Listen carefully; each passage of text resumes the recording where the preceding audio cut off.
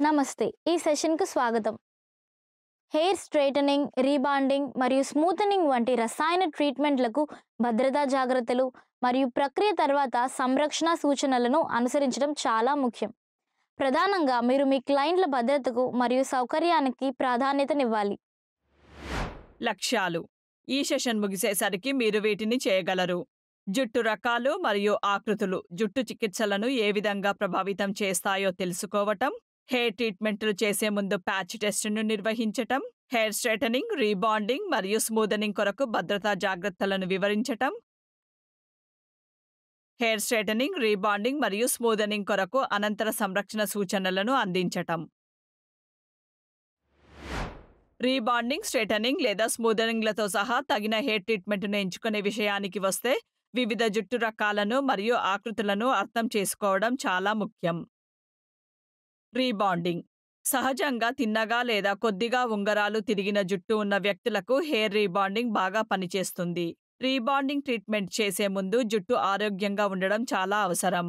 ఒకవేళ ఇదివరకే జుట్టు పాడైనా, బలహీనంగా ఉన్నా లేదా ఓవర్ ప్రాసెస్డ్ చేయబడినా రీబాండింగ్ జుట్టు స్థితిని మరింత పాడు చేస్తుంది మరియు మరింత చిట్టడము, పొడిబారడం వంటివి జరగవచ్చు. స్ట్రైటనింగ్ కెరటిన్ ట్రీట్మెంట్ల వంటి జుట్టు స్ట్రైటనింగ్ ట్రీట్మెంట్లు ఉంగరాల, గిరిజాల జుట్టు లేదా చిక్కుబడిన జుట్టు ఉన్న వ్యక్తులకు బాగా పనిచేస్తుంది. ఈ ట్రీట్మెంట్లు ఉంగరాలను విడదీయడంలో, చిక్కులను తగ్గించడంలో సహాయం చేస్తూ జుట్టును మరింత నిర్వహణీయంగా చేస్తాయి. అయితే ప్రభావము మరియు దీర్ఘకాలిక ఫలితాలు సహజమైన జుట్టు రకము మరియు ఉపయోగించబడిన ట్రీట్మెంట్పై ఆధారపడవచ్చు. స్మూదనింగ్ చిక్కు తగ్గించి జుట్టు నిర్వహణీయతను మెరుగుపరచటం జుట్టు స్మూదనింగ్ ట్రీట్మెంట్ల యొక్క ముఖ్య లక్ష్యం. ఇవి తరచూ జుట్టు ఒత్తుకు సంబంధం లేకుండా ఉంగరాల, గిరిజాల లేదా చిక్కుపడిన జుట్టు ఉన్న వ్యక్తులకు తగిన విధంగా ఉంటాయి. స్మూదనింగ్ ట్రీట్మెంట్లు జుట్టుకు సహజంగా ఉన్న ఉంగరాలు లేదా గిరిజాల స్వభావాన్ని నిలిపి ఉంచుతూ అందమైన ఆకృతిని సాధించుటకు సహాయం చేస్తాయి. హెయిర్ రీబాండింగ్, స్ట్రైటనింగ్ మరియు స్మూదనింగ్ కొరకు ప్యాచ్ టెస్టును నిర్వహించటం. ప్యాచ్ టెస్ట్ అనేది హెయిర్ రీబాండింగ్, స్ట్రైటనింగ్ లేదా స్మూదనింగ్ ట్రీట్మెంట్లకు ముందు అనుసరించవలసిన ఒక ఆవశ్యక దశ. ఒక ప్యాచ్ టెస్టులో హెయిర్ ట్రీట్మెంట్ రసాయనాలను కొద్దిగా తీసుకొని చర్మంపై రాయడం జరుగుతుంది. సాధారణంగా చెవి వెనుక భాగాన లేదా ముంజేతిపై రాస్తారు. దీని వలన ట్రీట్మెంట్లో ఉపయోగించే ఉత్పత్తులకు క్లయింట్కు ఏదైనా అలర్జీ ప్రతిచర్యలు ఉంటే గుర్తించవచ్చు.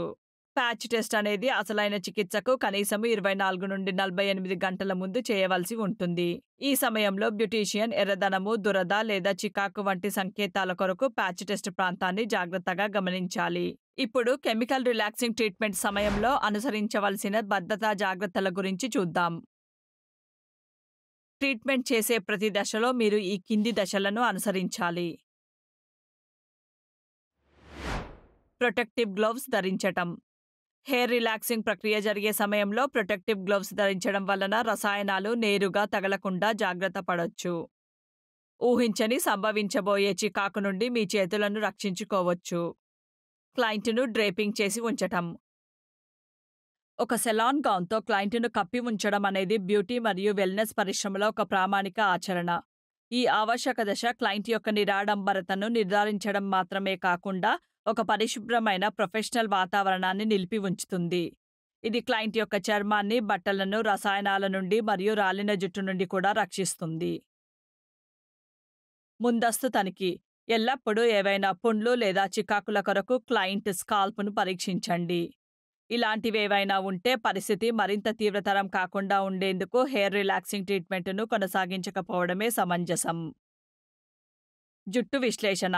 స్ట్రాండ్ టెస్ట్ నిర్వహించడంతో పాటు జుట్టు విశ్లేషణను క్షుణ్ణంగా నిర్వహించండి. ఇది రిలాక్సర్తో జుట్టు యొక్క అనుకూలతను నిర్ణయించుటలో మరియు ఎంత సమయం పడుతుందో అంచనా వేయటానికి సహాయపడుతుంది. పాడైన జుట్టుకు ట్రీట్మెంట్ చేయకూడదు. ఇదివరకే పాడైన జుట్టుపై రిలాక్స్ ప్రక్రియ చేయకూడదు. దానికి బదులు దాని ఆరోగ్యం బాగు చేయటానికి కండిషనింగ్ ట్రీట్మెంట్స్ను సూచించండి. తీవ్రమైన సందర్భాల్లో మెరుగైన ఫలితాల కోసం పాడైన జుట్టును కత్తిరించుకోవాలని క్లయింట్కు సలహా ఇవ్వండి. తయారీదారు సూచనలను అనుసరించండి. జుట్టు ఉత్పత్తులను ఉపయోగించే ముందు తయారీదారు సూచనలను చదవడం కూడా చాలా ముఖ్యం. ప్రతి ఒక్క ఉత్పత్తికి అవసరమైన పరిమాణము మరియు చేయడానికి పట్టే సమయం పరిమితి మారవచ్చని గుర్తుంచుకోండి. వివిధ రకాల రిలాక్సర్లను ఒక దగ్గర కలపకండి. థయో రిలాక్సర్పై సోడియం హైడ్రాక్సైడ్ రిలాక్సర్ ఎప్పుడూ రాయకండి. వివిధ రకాల రిలాక్సర్లను కలిపితే ఊహించని కెమికల్ రియాక్షన్స్‌కు దారితీయవచ్చు మరియు జుట్టు పాడైపోవచ్చు. సరైన రిలాక్సర్‌ను ఎంచుకోండి. చక్కటి జుట్టుపై ఘాటైన రిలాక్సర్‌ను ఎప్పుడూ ఉపయోగించకండి. ఇది జుట్టు చిట్లిపోవడం, జుట్టు పాడైపోవడానికి దారితీయవచ్చు. హెచ్చరిక: రిలాక్సర్‌ను రాసే ముందు స్కాల్ప్‌పై జుట్టును దువ్వకండి. స్ట్రాంగ్ రిలాక్సర్స్‌తో జాగ్రత్తగా ఉండండి. మెత్తనైన జుట్టుపై స్ట్రాంగ్ రిలాక్సర్స్‌ను ఉపయోగించేటప్పుడు జాగ్రత్త వహించండి. ఎందుకంటే ఇది జుట్టు చిట్లిపోవటానికి మరియు బలహీనపడటానికి దారితీయవచ్చు.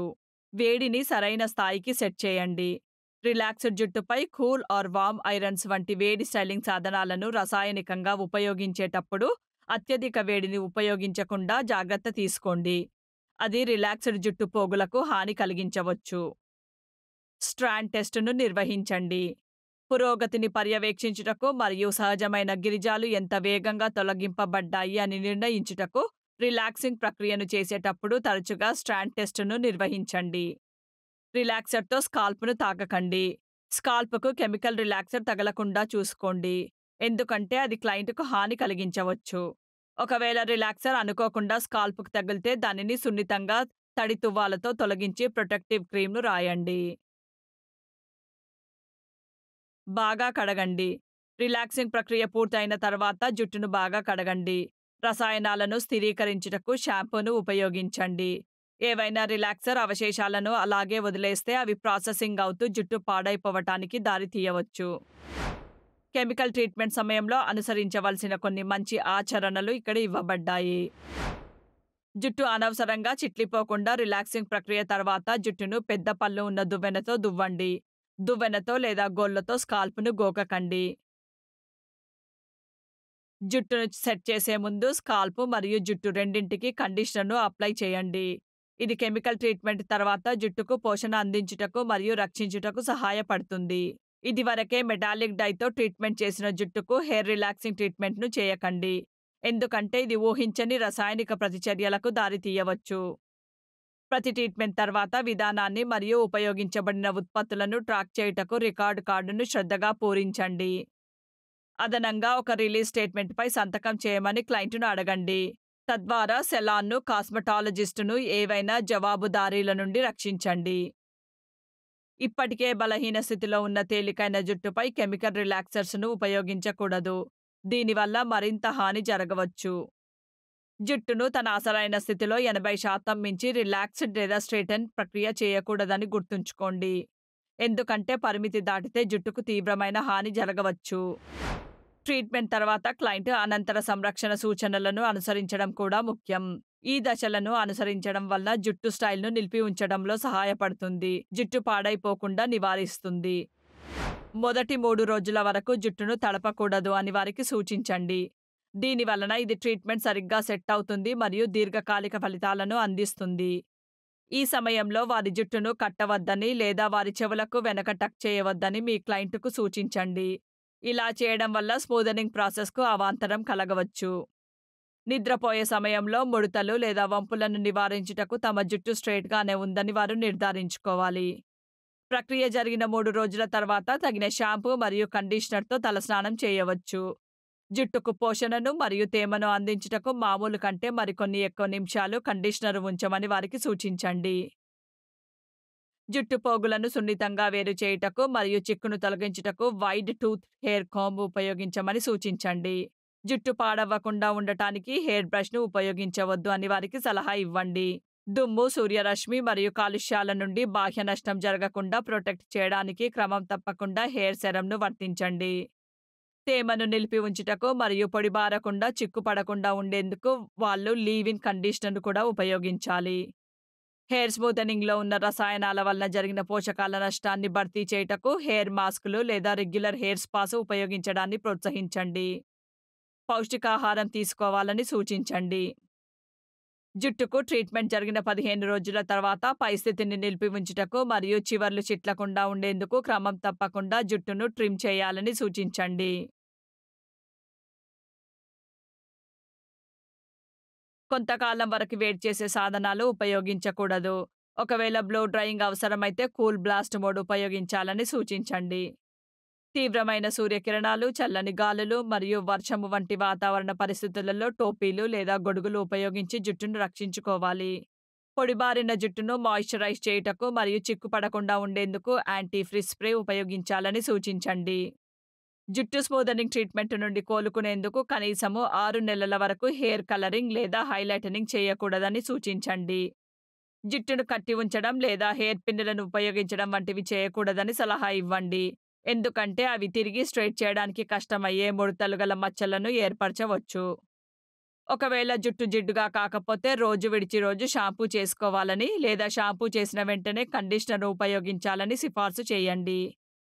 చాలా కాలం బలంగా, మెరుపుతో మరియు బౌన్స్‌తో ఉండేందుకు ప్రతిరోజు జుట్టు సంరక్షణ చర్యలను పాటించే ప్రాముఖ్యతను వారికి తెలపండి. ఈ అనంతర సంరక్షణ మార్గదర్శకాలను అనుసరించడం వలన మీ క్లయింట్స్ తమ హెయిర్ స్మూదనింగ్ ట్రీట్మెంట్ ప్రయోజనాలను మరింత ఎక్కువ కాలం ఆనందించగలరు. స్థిరమైన మరియు శ్రద్ధతో తీసుకున్న జుట్టు సంరక్షణల ఫలితంగా జుట్టు ఆరోగ్యంగా, మృదువుగా మరియు చిక్కులు లేకుండా ఉంటుంది. దీనితో మనం ఈ సెషన్ ముగింపుకు వచ్చాం.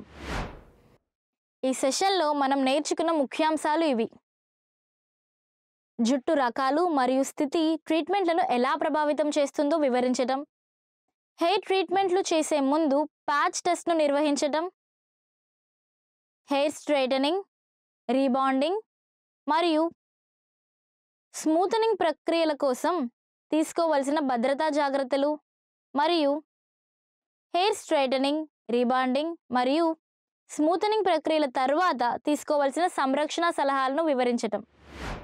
చూసినందుకు ధన్యవాదాలు. తర్వాత సెషన్లో మళ్ళీ కలుద్దాం.